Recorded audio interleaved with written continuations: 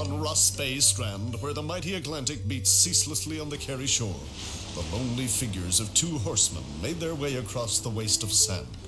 The taller of the two, a commanding figure of a man who sat his mount with the casual ease of an old Indian fighter or the driver of a Tendragee bread cart, is known and loved in some parts of the country, namely Hackball's Cross and Ballymagesh.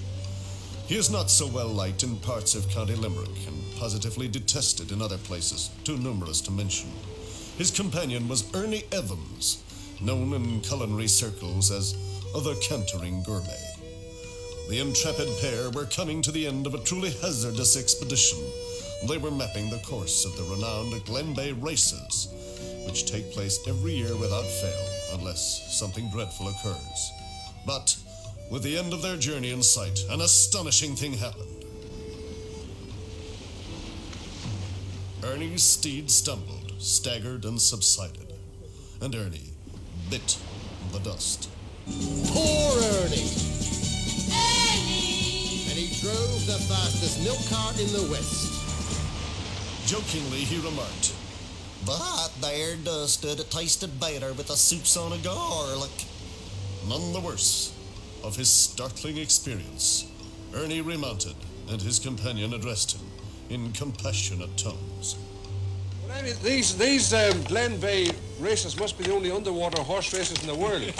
not all of them go underwater like I do, but they are nevertheless, I think, the last kind of playboy of the Western world races that are left in Ireland.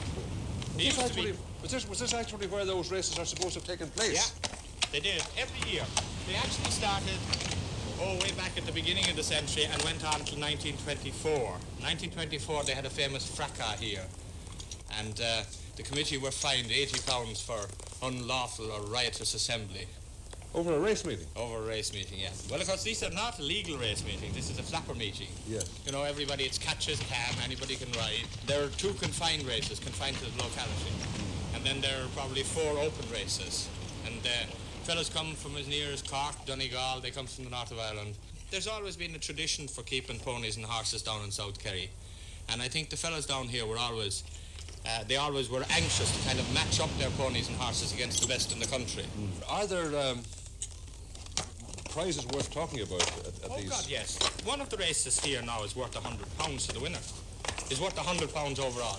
75 to the winner, and the rest of the stake money is divided up then between second and third. Yeah. It's one of the old style events of Kerry, a tourist attraction if you like to call it that, but one that has been here for a long time, one that people don't want to lose. It's known as the pipe opener before Puck, and the kind of the hangover after the Killarney races. Really? Yeah, because it always occurs the first week in August or the last week in July, just before Puck Fair, and people get into the right mood. The Dingle Regatta would be on the same time as well. Yeah. And Cremon here. Well, surely it's a movable feast on account of the tides. And oh my God, it is, yeah.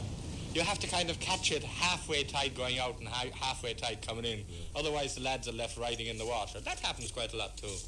Have you any idea why they started here? I suppose because the beach was so nice and level, you know? Yeah. And there's a natural bank there for people to stand on and see all the racing. And I suppose it's really because of the nice level stretch of strand and the fact that anybody can get a fair gallop on it. And the proximity to Killarney meant too that all the gap ponies would come down here at some stage. Shoot them on. Get a lead free, Judy.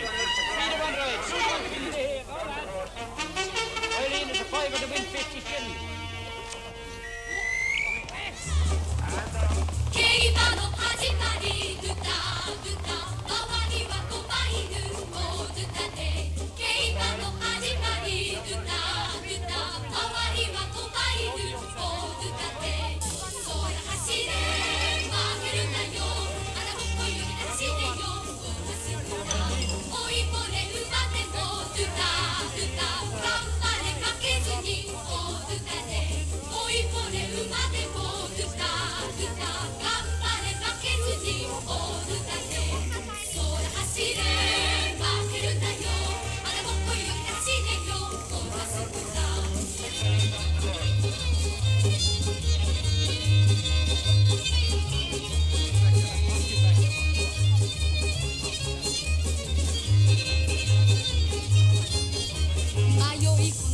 牛一緒に駆け出した迷い込んだ目牛一緒に駆け出した空走れ負けるなよ花ぼ